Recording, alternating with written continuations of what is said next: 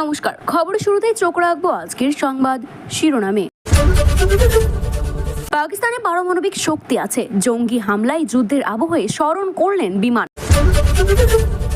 4 মাস পরে তৃণমূলের নেতা দুলাল সরকারের খুনে মূল অভিযুক্ত রোহান গ্রেপ্তার।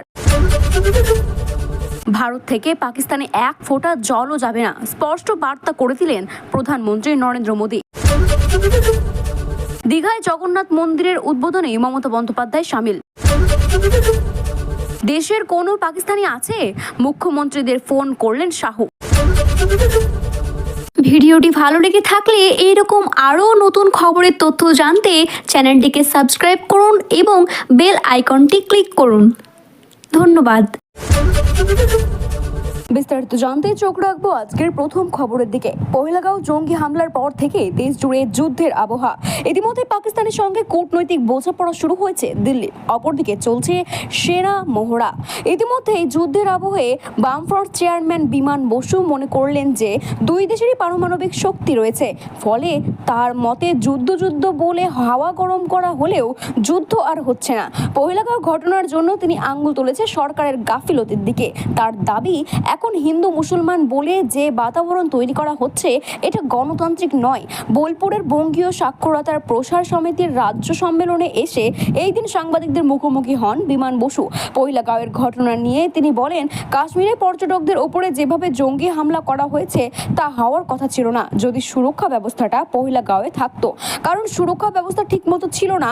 যে জঙ্গিরা এই কাজটা করেছে তারা রেইকি করেছে, একবার নয় কয়েকবার রেইকি করে কাজটা করা হয়েছে।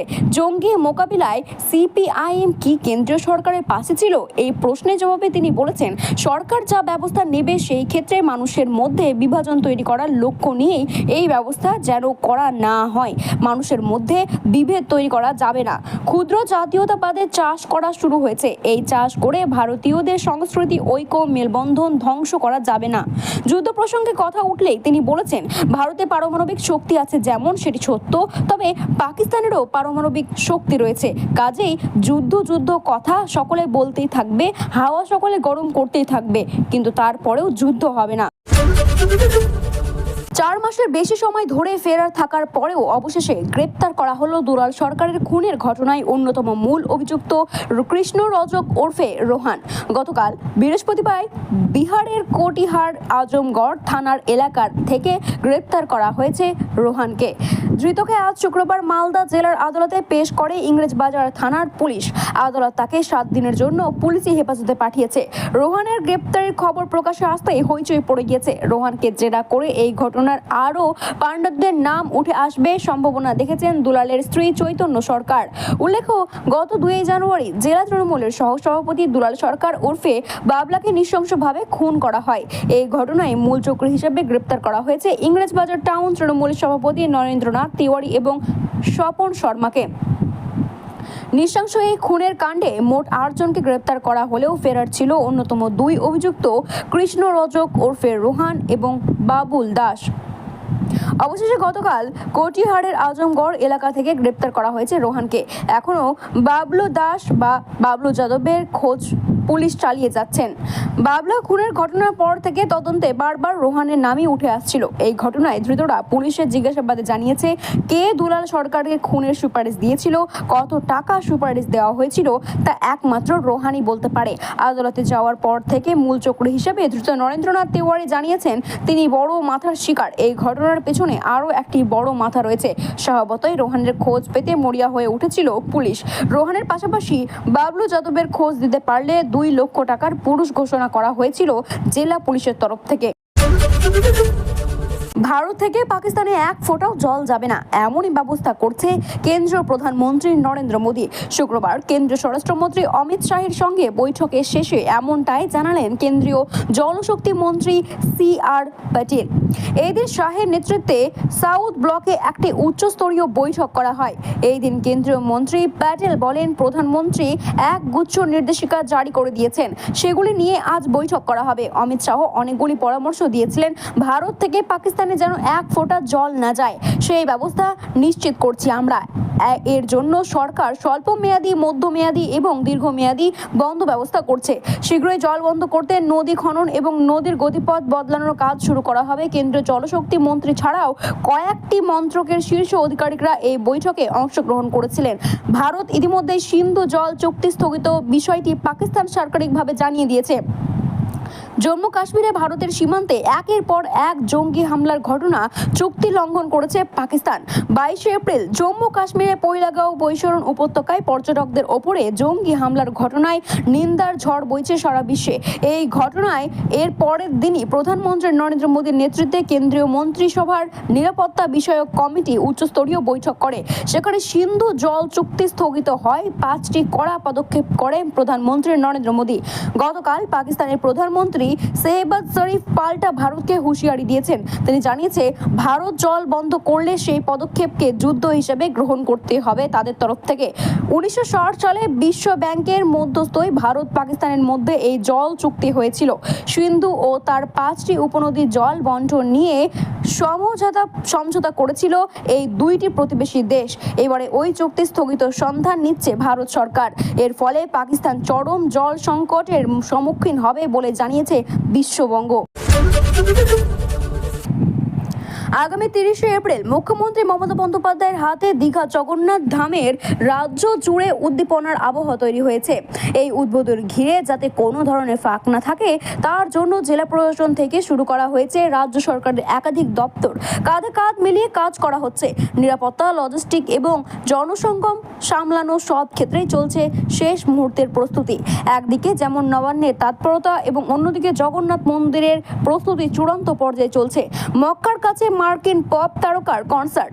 নবান্ন সূত্রে জানা গিয়েছে, সোমবার থেকেই দীঘার সমস্ত স্নান ঘাটে মোতায়েন থাকবে জাতীয় বিপর্যয় মোকাবিলার বাহিনী একটি কোম্পানি।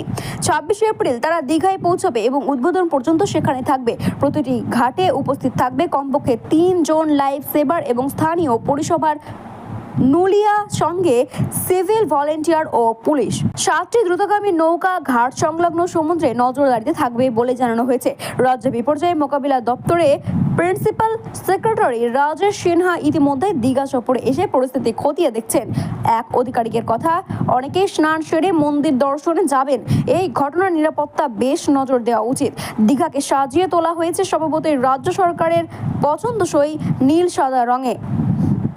রাজ্যের পরিবহন মন্ত্রী স্নেহাশিস চক্রবর্তী বৃহস্পতিবার দীঘা থেকে দক্ষিণবঙ্গের রাষ্ট্রীয় পরিবহন নিগমে বাস স্ট্যান্ড থেকে পাইলট প্রকল্প হিসাবে 2টি নতুন রুটের বাস পরিষেবা উদ্বোধন করলেন।